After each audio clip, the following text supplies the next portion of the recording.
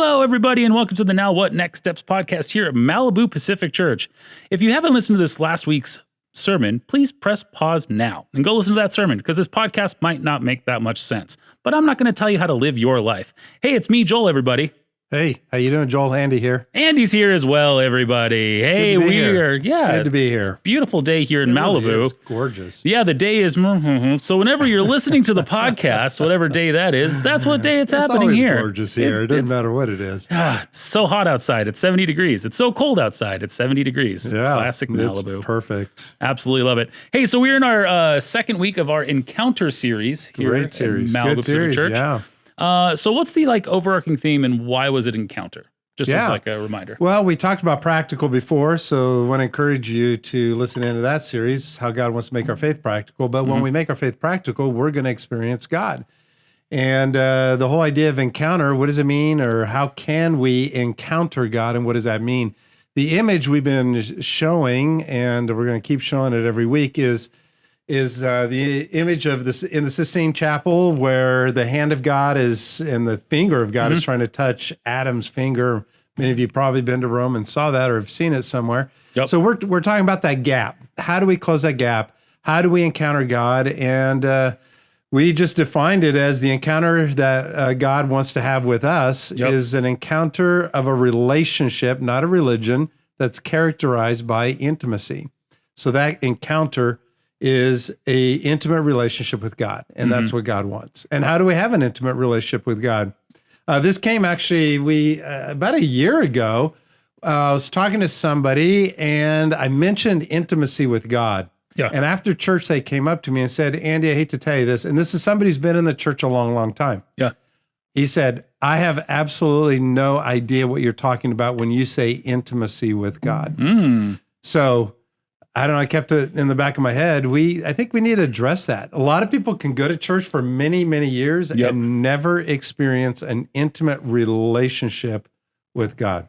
They've experienced religion, they've experienced Sunday morning, they've experienced church, they've experienced committees, they've done good things, but never experienced intimacy with God. So God wants that kind of encounter with us. That's incredible. Yeah, I really love that visual of the Sistine Chapel. I just thought it was so amazing to see the close-up of the hands, how God was reaching out to us. And what was Adam like? The man was barely Adam. Barely reaching out. I don't know. I'm doing a little baby hand right now if you're listening to this. Just a little thing. Yeah. I thought that was great. So I think the question that everybody has are, where are the other 15 chapels?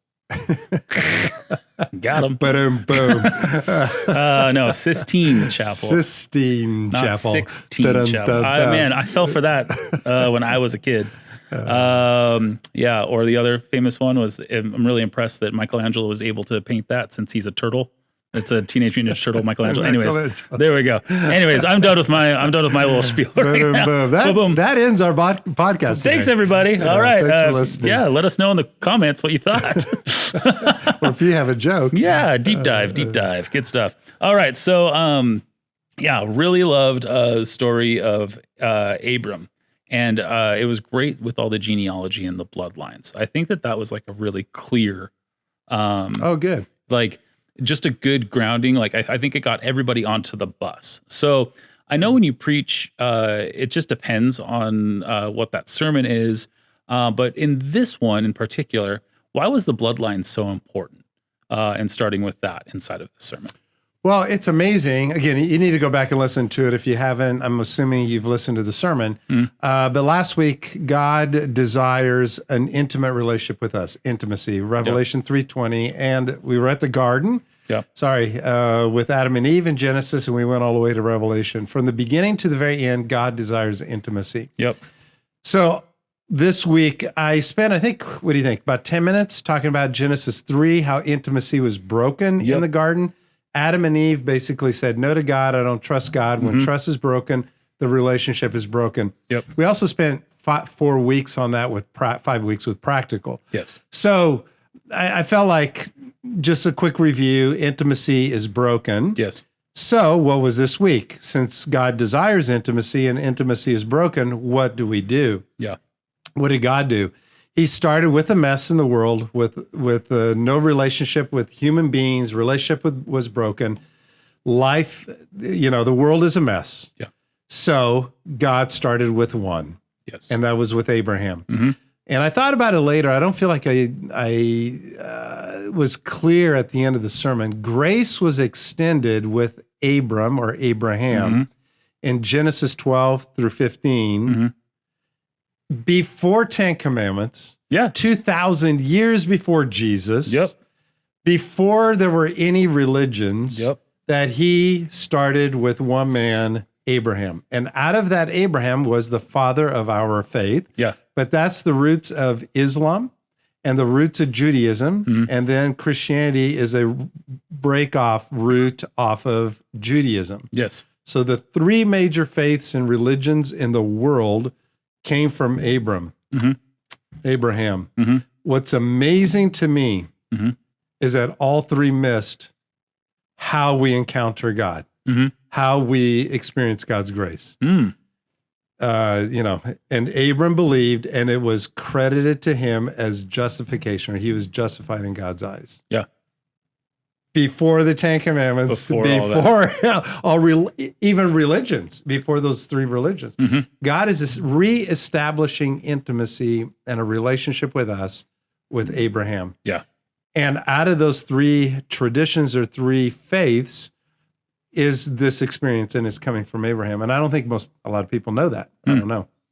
Yeah, absolutely. Well, something that I felt in the room too, when you were talking about the bloodlines and the three religions and things like that too, because you also brought in recent events, the current events that are happening inside this world.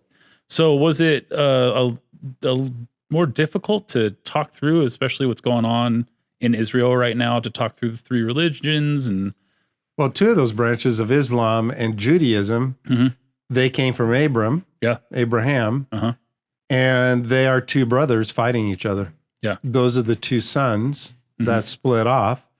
One was Sarah, and the other one with, I want to say Ishmael, who broke off, and was that Abraham didn't trust God, and so he had a child through a servant, and then that child became a nation, and then his son became a nation. Yeah. Wow.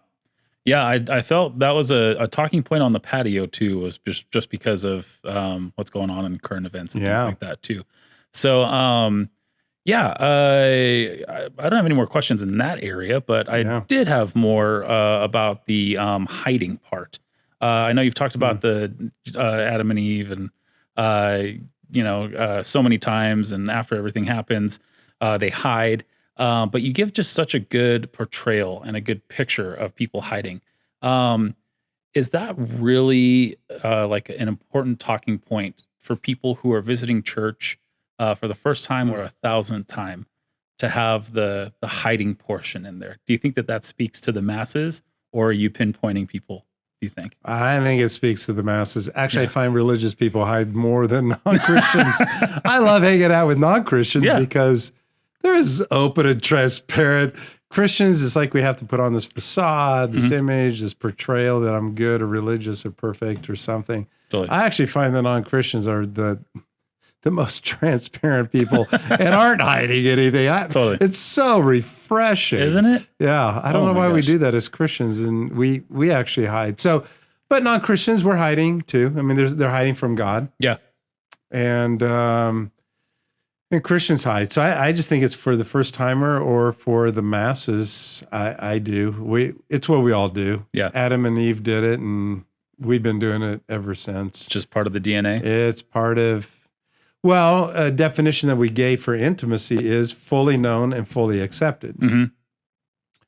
So I don't know if we really believe that, or we've been burned that when somebody fully knew me, they rejected me, which is also the greatest human pain that we can feel. Yeah. The greatest human need is belonging. Yeah. The greatest human pain is rejection. And so if you fully know me and reject me, I don't know if there's any greater pain than that. I totally agree. So I think we hide. I also don't think we really truly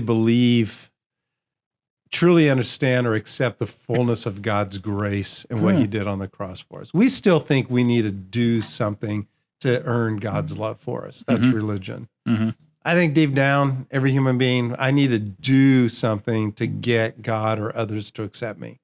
The idea of being fully known and fully accepted for who I am, Mhm. I don't know what you think. That's just radical. Well, Where else do you experience that? it's the free gift mentality. You know what that is in marketing? No. Here's a free gift. Oh, that's good. So Not really. Not really. Not What really. does that mean? What do you mean? No, but what if you actually, it really truly was that free gift? Like it is. Yeah. Like could we accept that as humans, do you think? Or do you think that it's maybe been burned into us in our culture that there's no such thing as a free lunch? There's no such thing as a free gift. Yeah. So maybe that's something that's being combated against right now too, because we've been told so many times again and again, no such thing as free lunch, no such thing as free gift. If you're And then God gift, comes along.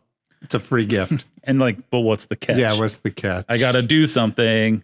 Got to earn something. Got to do. the catch? What's the catch? Yeah. Ooh. Well, Abraham experienced that grace, and all he did was believe, and it was credited to him that he was justified. Yeah. So even in all of his brokenness and the mistakes that he made, he was anything but faithful, and he's the father of our faith. He was anything, his wife and everything else. Yeah.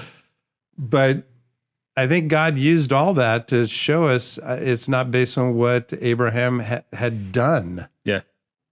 He believed, Mhm. and he was credited as being justified in the eyes of God. Yeah. So he experienced God, not based on what he had done. I don't know. That's the key verse in history. 4,000 years ago, God is reestablishing what an encounter with him looks like. And he's reestablishing, he's closing the gap. Yeah. All I'm asking you to do is reach out a little bit more. just Back just to a Adam little in the bit. Sistine Chapel. What is that little? Yeah.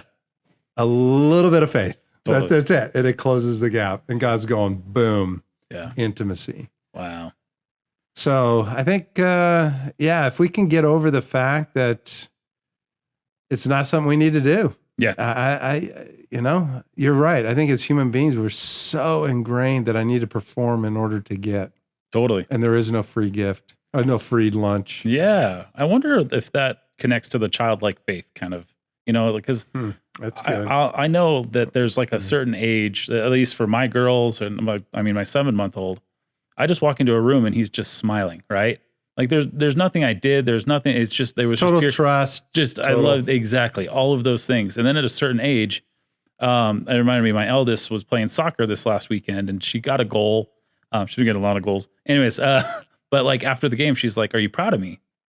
And I had to think, I went down on like one knee and I looked at her, no matter what, I will always be proud of you. Wow. The two things that we work hard for in our life is number one, have fun. Yeah. While you're playing this game. That's what I care about. Enjoy it. It? Yeah. Have fun. And fun can be learning. Fun can be hard. Have fun. And then the second rule is just try to do a little bit better every time. If you can, try, And so, and she thought that like, if she didn't score a goal the next game, I wouldn't be proud of her. And of course I wouldn't be. So I'm just kidding. No, but it's just one of those little things that we have to be really, I don't know. No. And so I have to be really cautious with my words, but also where is she hearing that from too? No. Is it like her being graded by me? Cause I'm like, I'm going to love you for like say this thing every single night before bed, forever and always, and that just means I love you forever and always. That's really right. Good. That is great. And so, and we say forever and always, because I want it to be ingrained in her that I will love her no matter what, forever and always.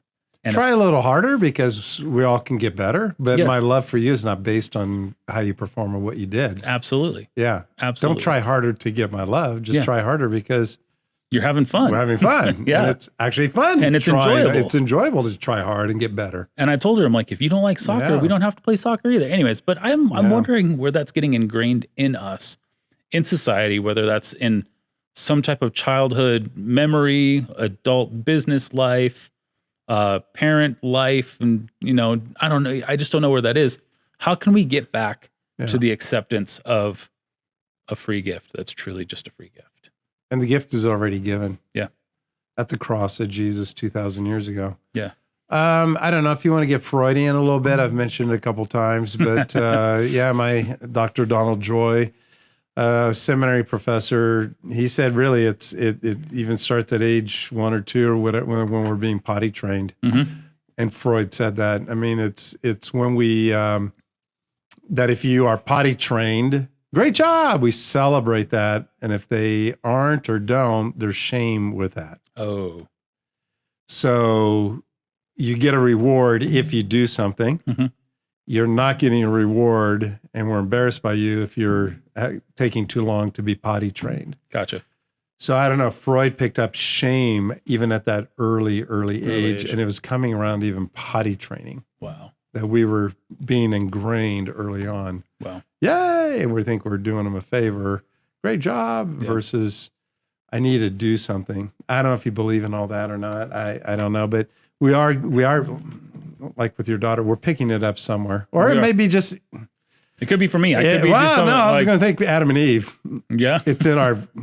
it's in our. It's part of our sinful nature. She is born with sin in her, and so you and I and everybody else, we are sinful. We have sin, Totally. but the cross sets us free, and that's the good news and the message of the cross. That no longer do we need to. We can break that pattern from Adam and Eve.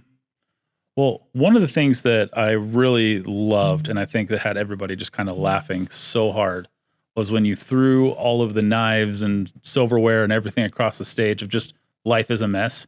And then you shared a story of your daughter, which was just so funny because it was one of these things of like, you flipped it, where in Genesis 3, when God banished them from the Garden of Eden, and after your daughter made this mess and was like trying to hide a little bit too, you then acted like God and was like, well, you're banished from this household.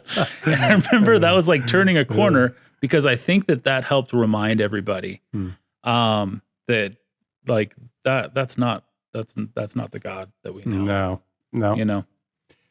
God banished them from Adam and Eve, and then God immediately, after Genesis 3, goes into action to redeem his prized creation. Yes. And he started with Adam to restore the intimacy that was experienced in the Garden of Eden. So immediately God's going, I want to have an encounter with human beings. I'm not going to just keep you banished. You know, I could have done a little better with that. That once God banished us, what did he do? He started pursuing us. Oh. So we were banished, but then we human beings made a mess. Yep. And then God immediately went in. Oh, I could have said that too. God moved Keep going. People are listening. It's all right. Let's rephrase it. There we go. God moved into the mess and picked Adam Oh. and started over. Here we go. Is that a sermon series? Moving into the mess? Yes, John Hambrick. There's a book called Moving into the Mess. Gotcha. And he wrote a book.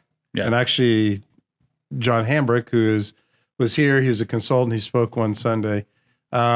It's a great book that Christianity, what Jesus did was always move into the mess, towards the mess. Ooh. And God, that's what God did too. Yep. So he picked one, moved into the mess, picked one, and started to redeem Love it. the world. You're ending the sermon with what if an encounter with God starts with trust? Yeah. Can you help us understand that just a little bit more? I think you did a really not rating by any means, Yeah, but no. everybody else is, but I'm not. Help us understand an encounter starts with trust. Is that us trusting God since God already trusts us? If we have some kind of complex that's like God can't trust me, is it a mixture of all those things? What would it be? Well, I was referring to that statement from just for us to think about as we're leaving. What if that's all it is me beginning to trust God, putting my faith and trust in God? Same question that Adam believed, put his faith in, trusted in God, and it was credited to him. What if that is actually true? Because as I went on, we keep messing that up. We create religions, we create denominations, we create a bunch of rules. How can such a simple thing from such an amazing, complex God have such a simple answer to a relationship and encounter with him? God dumbed it down so much Yep. because we're referred to, and it's not a compliment, as sheep. So what if the sheep trusted the shepherd? Just what if a relationship, an encounter of God, what if it is simply trusting in God and I can experience an encounter, an intimacy with God? It is that simple. So, I don't know. So why, here's probably my last question. Yeah. Why have humans created so many hoops to jump through when God has dumbed it down? Yeah, it's immediately went into action. Yeah. Like Jesus leaves the earth and immediately the church starts saying, all right, everybody needs to be a Jew. You need to be circumcised. Here's the rules. Immediately goes into action. I mean, Abraham, father of our faith, immediately the religions begin. Yeah. So why do we do that? Or why did that happen? Or why do you think it's human nature? I think we want to be in control. Yeah. Oh. We want to be in control and determine what other people should do, whether or not they belong to our tribe. Oh. And that's why I love our vision statement, which is we're creating a church for everybody. In other words, we're going against religion with that statement. Oh. You don't have to jump a hoop in order to belong to the Malibu Pacific tribe. Yeah. Absolutely. You belong here. You belong here. And all we're trying to do is help you in our mission statement, explore faith, explore ways for you to trust God. Yeah. That's it. And that's all we're doing here. That's it at the end of the day. So why do people do it? I think people still want to know who's in and who's out, and they're playing God. That's what it is. I mean, what were the Pharisees doing in the first century with Jesus? I mean, no. We determine who's in our club and who's not. So if you want to become a Christian, you need to be a Jew, grafted into the into Abraham's family. You need to be a Jew, which puts your lineage with Abraham. Yep. And the determining factor is that you need to be circumcised. That's how you become a Jew. Yeah. And when you become a Jew, now you belong to Abraham, and it's through Abraham's lineage that now you can go to heaven. Well, that's not what the verse said. He believed. Yeah. So, they're determining who's in and who's out. Ooh, versus a God who already says, hey, whoever believes in me, you're in. You're in. That's it.